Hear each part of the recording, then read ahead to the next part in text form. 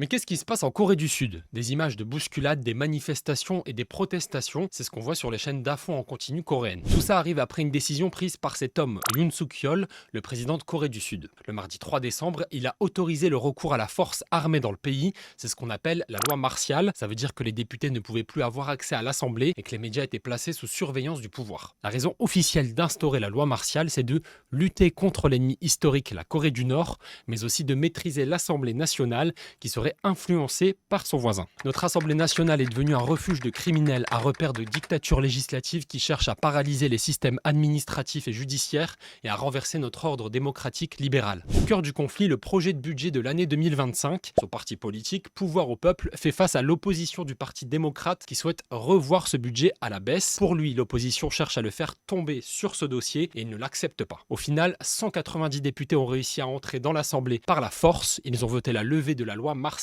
à l'unanimité. Le président a été forcé de faire machine arrière et de retirer la loi martiale quelques heures seulement après l'avoir annoncé. Les partis d'opposition et même son propre parti, beaucoup dans le pays appellent à cette démission aujourd'hui.